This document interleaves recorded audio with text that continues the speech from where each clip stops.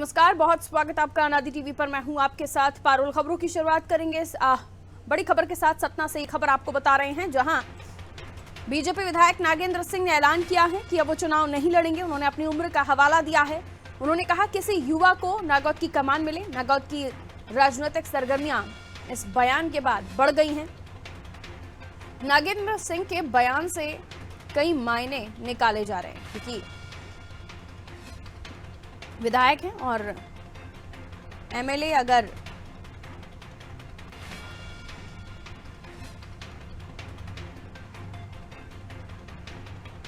इस तरह का बड़ा बयान देते हैं, वो भी उस सीट के लिए, उस क्षेत्र के लिए जहां से वो खुद एमएलए हैं, तो कयास लगाए जा रहे हैं कि अगला युवा चेहरा कौन होगा जो नागौद से चुनावी मैदान में रहेगा। क्योंकि फिलहाल किसी तरह के नाम को लेकर चर्चाएं नहीं है, ना कोई नाम दौड़ में है।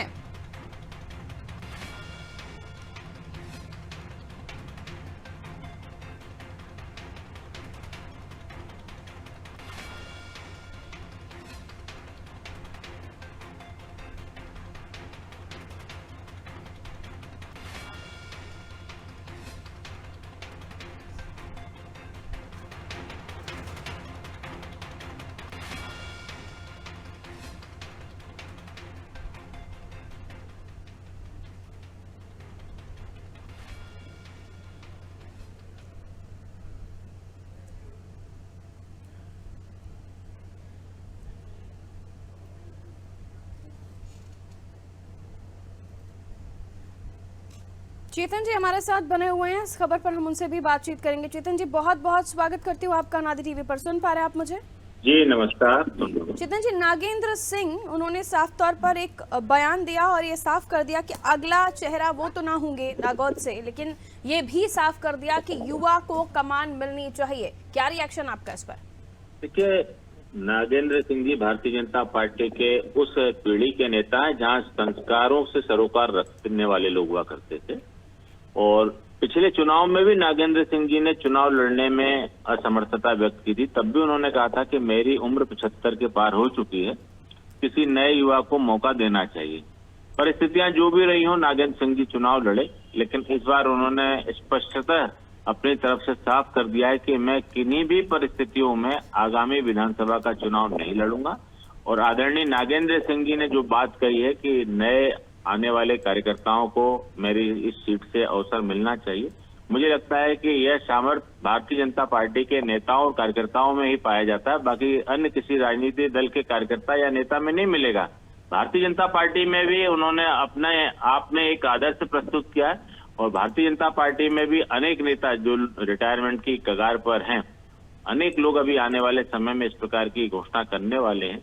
मुझे लगता है कि भारतीय जनता पार्टी स्वतः ही अपने सिद्धांतों से चलने वाली एकमात्र पार्टी है, जहां पार्टी का विजन और पार्टी किस तरह से आगे बढ़े उसका ध्यान रखते हुए भारतीय जनता पार्टी के वरिष्ठ और वरिष्ठतम नेता अपना खुद का निर्णय खुद करते हैं। धर्मेंद्र जी हमारे साथ बने हुए हैं कांग्रेस से, जरा उनसे भी हम चर्चा कर लेते हैं और समझते हैं कि वो और कांग्रेस इस पर क्या सोचते हैं। धर्मेंद्र जी, स्वागत करती हूँ आपका अनादि टीवी पर। सुन पा रहे हैं आप मुझे? नमस्ते पारुल जी।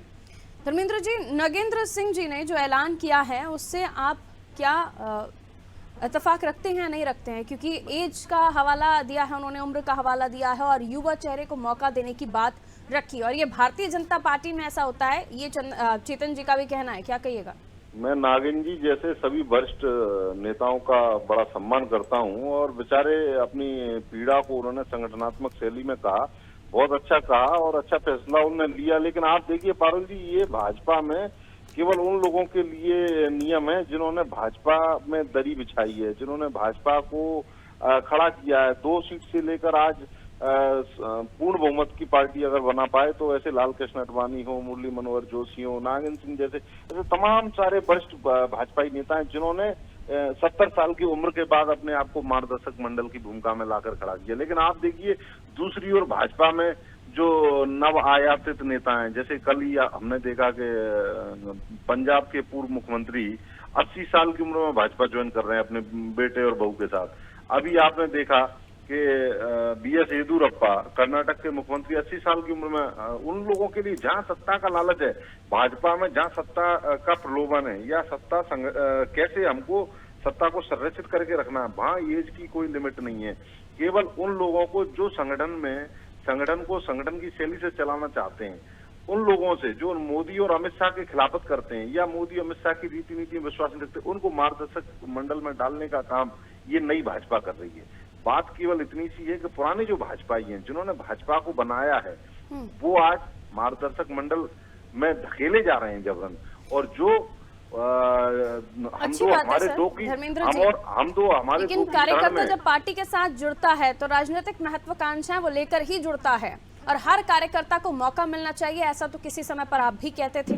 लेकिन आज जब आप ये बात कह रहे हैं तो कोई पद छोड़ेगा तब ना किसी दूसरे को मिलेगा। बिल्कुल बिल्कुल मिलना चाहिए पारुल जी, आपने बिल्कुल सही बात की है। मैं वही कह रहा हूँ, होना चाहिए। 70 साल 72 साल के मोदी जी हो गए, अब उनको भी इस्तीफा दे देना चाहिए भाई। मैं वही तो कह रहा हूँ, 70 साल ये का बड़े दिल की बात हो रही है सर, ये बीजेपी में बड़े दिल के नेता हैं क्या? आपकी पार्टी में ऐसा कोई एग्जाम्पल है? बड़े दल के नेता तो हमारे यहाँ भी बहुत सारे हैं। बात बड़े दल की नहीं है, बात है बड़े दल की नहीं, बड़ा दल भी तो भाजपा है। इन्होंने क्या किया मुरली मनोहर जोशी के साथ, लाल बड़े दिल के नेता कई सारे हैं, भीषम पितामह जी के साथ तीन क्या पदों पर भी बैठे रहते हैं। जो भाजपा के भीषम पितामह हैं, उनके साथ इन्होंने क्या किया। और इनके जो नव आयातित कांग्रेसी जो भाजपाई बने अभी नए नए, उनको ये सिर पर ढो रहे हैं। और इनका जो मूल कार्यकर्ता है वो दरी बिछा रहा है। अनुशासन की तारीफ कमलनाथ जी भी एक समय पर कर चुके हैं, भारतीय जनता पार्टी संगठन को लेकर भी। तो आपको लगता है अनुशासन का पालन हुआ है? जो नियम सेट है उस नियम का पालन होना चाहिए, ये नागेंद्र जी को भी समझ आ गया?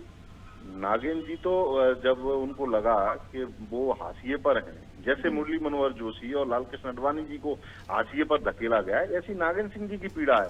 ये जबरन रिटायरमेंट वाली स्थिति है। आप बताइए ना, अरे तो कौन सा गन पॉइंट पर उनसे बुलवाया जा रहा था? आप ही उनकी मजबूरी बता दीजिए, क्या मजबूरी रही होगी? ऐसा तो उन्होंने ना मीडिया के सामने कोई बयान दिया, ना कोई ऐसी दबी छुपी बात है कि वो मजबूरी में ऐसा कर रहे हैं। भाजपा के कई सारे वरिष्ठ नेता हैं, आपने गाय गवाए उनकी पीड़ा सुनी होगी। आपने बिश्नोई जी के भी कई सारे ट्वीट देखे होंगे।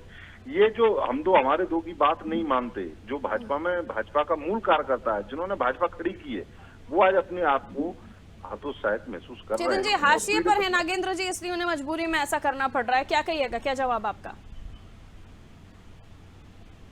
पारुल जी, भारतीय जनता पार्टी का कार्यकर्ता कभी रिटायर नहीं होता है। ये अच्छे से लोगों को समझना चाहिए। भारतीय जनता पार्टी, और अभी भी नागेंद्र सिंह जी एक्टिव पॉलिटिक्स से दूर हो रहे हैं, न कि भारतीय जनता पार्टी के परिवार और विचारों से दूर हो रहे हैं। वे यथासंभव जो भी उनका सामर्थ्य है उसके अनुरूप भारतीय जनता पार्टी के कार्यकर्ताओं को दिशा निर्देश देते रहेंगे और पार्टी का प्रचार भी करेंगे। मेरे मित्र को माननीय आडवाणी जी, माननीय मुरली मनोहर जोशी जी को लेकर के बड़ी तकलीफ है। अरे अपने घर में जरा झांक लो कि श्रीमती सोनिया गांधी जी को कब तक कार्यवाहक अध्यक्ष के रूप में चलाते रहोगे? कब तक?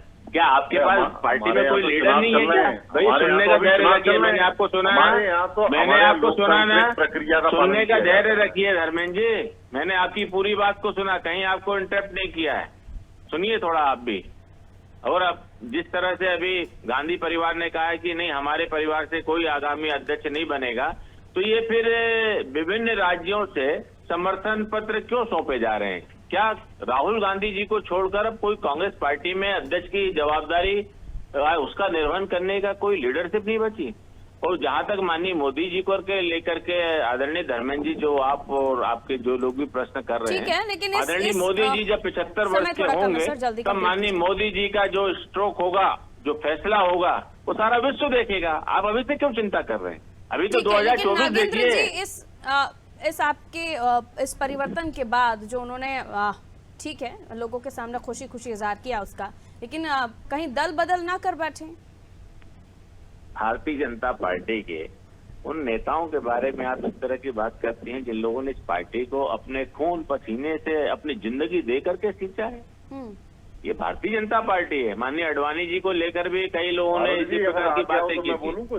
ठीक है, 30 सेकंड सर धर्मेंद्र जी। और उत्तर दोनों दिया था माननीय आडवाणी जी ने। 30 सेकंड धर्मेंद्र जी बस। पारुल जी, इन्होंने संगठन की इतनी बड़ी बड़ी बातें की।